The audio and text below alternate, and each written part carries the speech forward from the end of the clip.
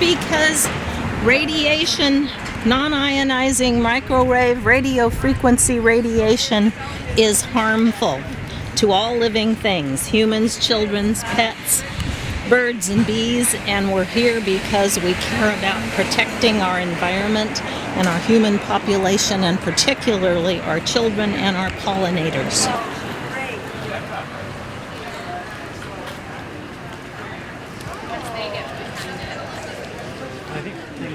So why are you marching? Because I'd like to see our local officials do something about 5G. I know that we've asked to keep 5G out of residential areas, but I'm not going to want to come downtown and shop if 5G is down here. I won't come down. Why I'm is going to that? have to find somebody else to do it because I'm already having symptoms from wireless. And this is just going to exacerbate all my symptoms. We know that because we're hearing reports from all over the world where the 5G rollout has already happened. People's symptoms have become more exaggerated than already had them, and other people are having new ones. And one of the big problems is that doctors don't even know how to diagnose this because it's not federally recognized as a problem. Trying to educate the public so that they understand what's going on and not just listen to the spin from the telecoms, and that they join us in pressuring local government to do something more to protect us. Yeah, right, as long as you're going to leave. Yeah, exactly. I mean, I guess we're a little far away from... We got to halt 5G now, especially in residential areas. The cancer rate is up, suicidality, mood disorders, and EMF sensitivity, electromagnetic sensitivity. And we need to start thinking about dismantling the 1999 Telecommunication Act that allows these cell towers, small 5G cell antennas, to be put in because supposedly we're not allowed to oppose them on the basis of health. Obviously they know they are harming us. We need to start even thinking bigger than we are, because the Telecommunication Act is what is allowing all this to happen and is making it so the different board people, supervisors are afraid to break the law. I'm here because I want to live in Marin and stop 5G, because I know San Francisco is probably, well, it's not totally dead. We have someone who in San Francisco at the Board of Appeals who thinks the Telecommunication Act is illegal, and he realizes that it's harming us, and he's asked the San Francisco Department of Health to read a 3-inch Bible of information from Joel Moskowitz outlining all the harm it's doing to us. Do you feel personally harmed by it? Yes, I am EMF sensitive, and I'm also in treatment for breast cancer, and I'm sure the breast cancer came from the 2.5 years of having a smart meter on my house and not sleeping. Bless you guys, thank you. Yeah, take care. Section 704 of the Telecommunications Act of 1996 expressly forbids people from using environmental or health concerns for warding off bad placement of cell towers, and that's an unjust law. That is saying that we can't protect ourselves against being accosted by unwanted microwave radiation. That is just as bad as the unjust laws that Germans obeyed in World War II when they said, oh, well, it's the law. We have to send those Jews and the gypsies and everybody else to the gas chambers. That is not just. That's outrageous.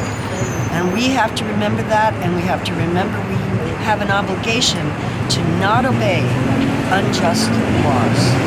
The Telecommunication Act, in upholding it, we are condoning harm done to the public. The Constitution was written to protect the people, and there are laws in the past that were legal at the time that were prohibited, such as slavery, and then women gaining the right to vote. And we need to outlaw the Telecommunication Act. Section. I'm so happy to meet you. Would you want to Sure. Okay. We're advocating that people become aware that this is a danger, that this is a hazard, that this is a threat to the well-being of our planet, and that people find avenues for action. Remember last year did we have... And it's very... People with children have to know about this. Our autism rates are skyrocketing. Our problems with mental health are skyrocketing. And it all seems to coincide with the rise of the cellular industry. Our head of professional development. Oh, I love this! I do child health and wellness. I work at preschools throughout Marin County, and I'm seeing more and more children that are having different chronic illnesses, and I want to help them.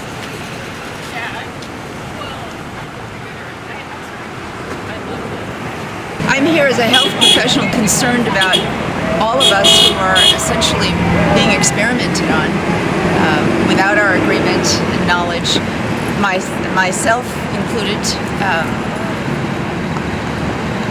About my 4th cell phone in, I began to get earaches, eye aches, headaches, and heart palpitations. When I went to Sprint to ask them if they had a lower emissions phone, they didn't know what I was talking about, but the employee said, well, actually, my mother gets migraines. She can't get near a cell phone.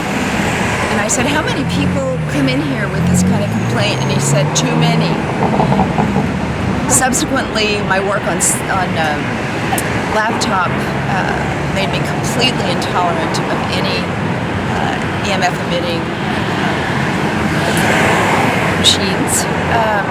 And I was bedridden for 3 months. Oh my word. At that point I recovered and didn't know what had happened until I began to use the laptop again and immediately got violently ill. Fortunately it only lasted 45 minutes. But I knew what was going on, and I knew that not only did I have to try and protect myself, but that I had to act to, as much as I could, to help increase the knowledge about the dangers of this technology. Since you are an author, how do you manage without a laptop? I write my drafts by hand now, and I fax them to an assistant who inputs them for me, and then she sends me back the next draft. I correct that with handwriting, fax it back to her. She inputs the new text. This is the way everyone used to write books. So.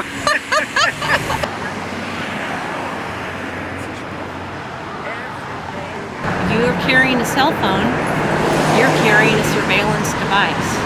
And 5G is all about surveillance. Actually had yellow. Or part of my brain went offline when I was at a business conference, and it was a combination of the wireless commercial routers in the hotel that I was in, everyone's cell phone, and it was also the overhead high tension power lines and magnetic fields. So when that happened, it was devastating, and I didn't know what it was, and so I started to unwrap it, and then I finally studied with an engineer, one of the leading engineers in the area. And so what I've been doing since then is teaching people how to create a safe home, so that at least in that environment they have a place that they can be safe. Because the reality is we're bombarded with the chemicals in our environment, we're bombarded with wireless technologies. It's just the nature of our culture right now. And so it's learning how to work with those so that you're safe and so that your children are safe. And then ultimately working with it so that in the environment, the animals are safe, because we can't survive without our environment.